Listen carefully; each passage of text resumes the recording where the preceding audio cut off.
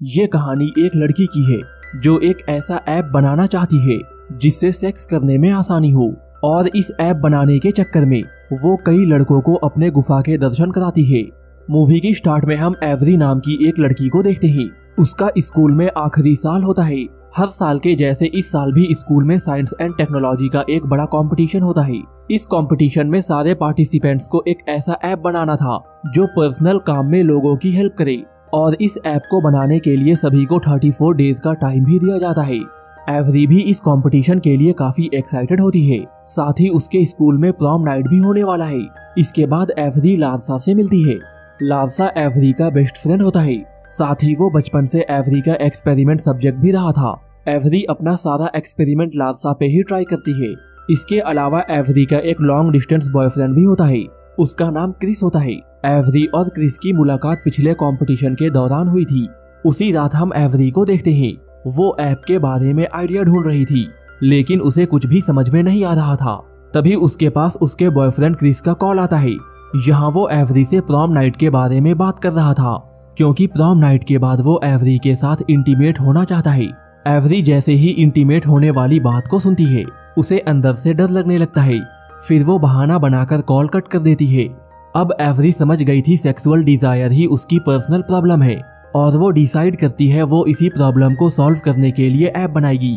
उसके अनुसार ये उन लोगों के काम आएगा जो लव मेकिंग या फिजिकल होने से डरते हैं। चूंकि ऐप बनाने के लिए एवरी को डेटा चाहिए था, इसके लिए वो 3 लेडी से मिलती है, लेकिन इन तीनों को भी इस बारे में कोई आइडिया नहीं होता है। तभी उनमें से एक लेडी एवरी से कहती है, तुम्हें इस बारे में इंटरनेट सर्च करना चाहिए। लेकिन इंटरनेट पर भी एवरी को कुछ भी ढंग का नहीं मिलता, जिसके बाद वो डिसाइड करती है वो खुद ही जाकर लोगों से डेटा कलेक्ट करेगी। फिर नेक्स्ट डे एवरी स्कूल के अलग अलग लोगों से इस बारे में बातें करती है। साथ ही वो इस टॉपिक पे कई बुक्स भी पढ़ती है, लेकिन यहाँ पे भी उसे कोई काम की चीज नहीं मिलती। इसके बाद एवरी अपने दोस्तों के पास जाती है और उनसे उनके सेक्सुअल डिजायर के बारे में पूछती है, लेकिन सबका आंसर अलग अलग होता है, जिससे एवरी और भी कंफ्यूज हो जाती है। लेकिन यहाँ पे एवरी को डैनिका नाम की एक प्रोस्टिट्यूट के बारे में मालूम चलता है। एवरी को लगता है डैनिका उसकी हेल्प कर सकती है। इसके बाद एवरी डैनिका से मिलने जाती है। डैनिका को सारे टाइप के लोगों के साथ इंटीमेट होने का एक्सपीरियंस है, और वो अपनी सारी नॉलेज एवरी के साथ शेयर करती है। साथ ही वो एवरी से कहती है, तुम्हें भी फिजिकली इंटीमेट होकर इस चीज को एक्सपीरियंस करना चाहिए, तभी तुम इस ऐप को अच्छे से बना पाओगी। उसी रात एवरी खुद को प्लेजर देने का ट्राई करती है, लेकिन वो ऐसा नहीं कर पाती। फिर एवरी को लारसा की याद आने लगती है, क्योंकि लारसा बचपन से ही एवरी का एक्सपेरिमेंट सब्जेक्ट रहा है। नेक्स्ट डे एवरी लारसा से सबके सामने कहती है, मैं तुम्हारे साथ इंटीमेट होना चाहती हूँ। ये सुनकर लारसा शॉक्ड हो जाता है। फिर वो एवरी को साइड में ले जाकर उससे पूछता है, तुम्हें मालूम है तुम क्या बोल रही हो? इस पर एवरी उसे सारी बातें समझाते हुए कहती है, मैं ऐप बनाने के लिए ये सब कुछ कर रही हूँ। ये सुनकर लारसा एवरी से कहता है, मैं तुम्हारे साथ इंटीमेट नहीं हो सकता। ये सुनकर एवरी लारसा को मनाते हुए कहती है, तुम्हें बस रोमांस ही तो करना है। यहाँ पे लारसा एवरी को फिर से समझाने का ट्राई करता है, लेकिन इतने में एवरी अपना टॉप ऊपर कर लेती है। एवरी के मोमोज देखकर लारसा उसकी बात मान जाता है। इसके बाद हम इन दोनों को लारसा के घर पे देखते हैं। यहाँ पे दोनों स्टेप बाय स्टेप सारी चीजें करने का ट्राई करते हैं। पहला स्टेप होता है किस करना। यहाँ पे दोनों एक दूसरे को किस करते हैं, लेकिन एवरी को कोई फीलिंग नहीं आती। मूड बनाने के लिए लारसा म्यूजिक ऑन कर देता है। इसके बाद वो एवरी के पास जाकर उसे चूमने लगता है। एवरी का मूड बनाने के लिए वो उसे यहाँ वहाँ टच करने लगता है। लारसा के इस हरकत से एवरी को काफी अजीब लगता है, और वो उठकर वहाँ से चली जाती है। घर जाने के बाद वो आज के सारे एक्सपीरियंस को ऐप में लोड करती है। नेक्स्ट डे वो फिर से लोगों से पूछती है, घपाघप के दौरान उन्हें किस चीज से खुशी मिलती है, जिस पर सब कहते हैं चूसने में। इसके बाद वो डिसाइड करती है वो लारसा का चूसेगी। इसके बाद वो लारसा के पास जाकर उसका चूसने लगती है। ये फीलिंग पाकर लारसा 7वें आसमान में पहुंच जाता है। लारसा खुद भी एवरी का चूसना चाहता था, लेकिन एवरी बहाना बनाकर वहां से लौट जाती है। अब कंपटीशन में केवल 16 दिन ही बचे थे, और एवरी का ऐप अभी तक तैयार नहीं हुआ था। उसे लग रहा था वो कुछ ना कुछ मिस कर रही है। इसके बाद एवरी फिर से डैनिका के पास जाती है। डैनिका उससे कहती है, तुम्हें खुद को प्लेजर देना सीखना चाहिए, वो भी किसी टॉय के साथ। घर आकर वो खुद को प्लेजर देने का ट्राई करती है, लेकिन बार बार उसे क्रिस की याद आ रही थी, इसलिए ये काम वो ठीक से नहीं कर पाती है, और उल्टा वो खुद को चोट लगा लेती है। तभी लारसा उसे कॉल करता है और एवरी उससे सारी बातें शेयर करती है। इस पर लारसा उससे फोन सेक्स करने को कहता है। एवरी भी लारसा के इस बात को मान जाती है। लारसा का ये आइडिया काफी हद तक काम भी करता है। अब कंपटीशन में केवल एक वीक बाकी था। नेक्स्ट डे एवरी अपने क्लासमेट से इस बारे में बातें करती है।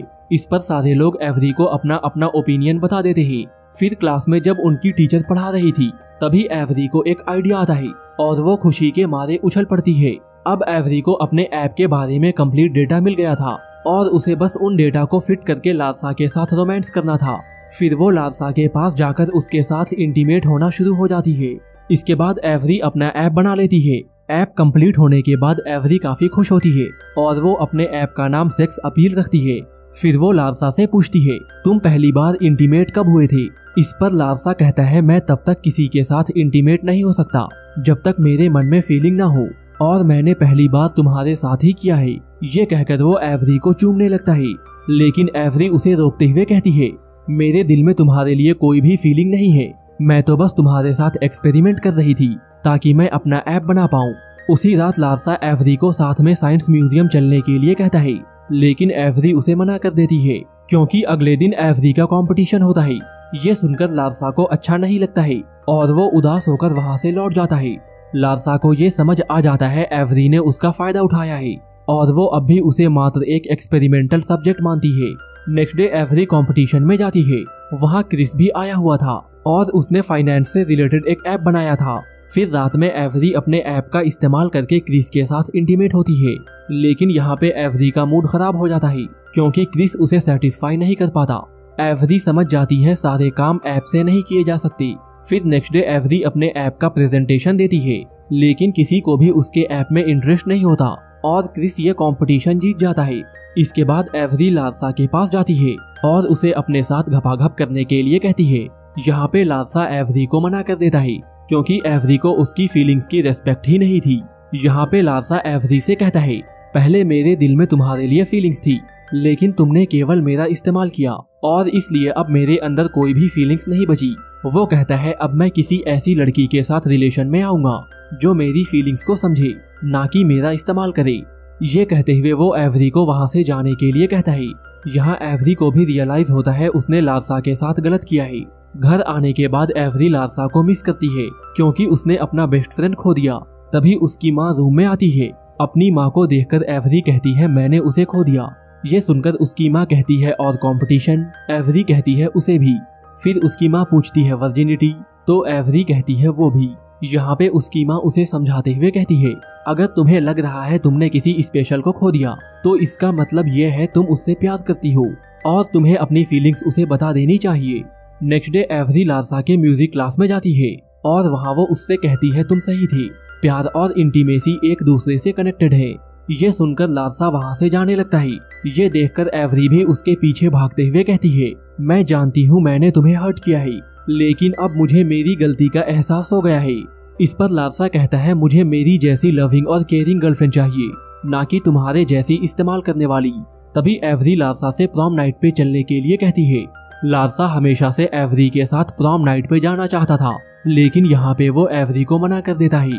लारसा कहता है, प्रॉम पे तो तुम क्रिस के साथ जाने वाली थी, लेकिन इस पर एवरी हंसते हुए उसे आई लव यू बोल देती है।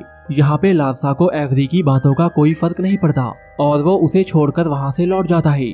ये देखकर एवरी वहीं बैठकर रोने लगती है। तभी एक लेडी एवरी के पास आकर कहती है, अगर तुम सच में उससे प्यार करती हो तो तुम्हें वो करना चाहिए जिससे वो खुश हो। ये सुनकर एवरी एक लड़की के पास जाती है। ये वही लड़की थी जिसे लारसा पसंद करता है और वो इसके साथ प्रॉम पे जाना चाहता है। फिर वो उसे लारसा के साथ प्रॉम पे जाने के लिए कहती है, जिस पर ये लड़की भी मान जाती है। फिर हम प्रॉम नाइट का सीन देखते हैं। यहाँ एवरी अकेली खड़ी होकर लारसा को देख रही थी। यहाँ एवरी लारसा को खुश देखकर स्माइल करती है। फिर लारसा भी एवरी को देखकर स्माइल करता है और यही ये मूवी खत्म हो जाती है।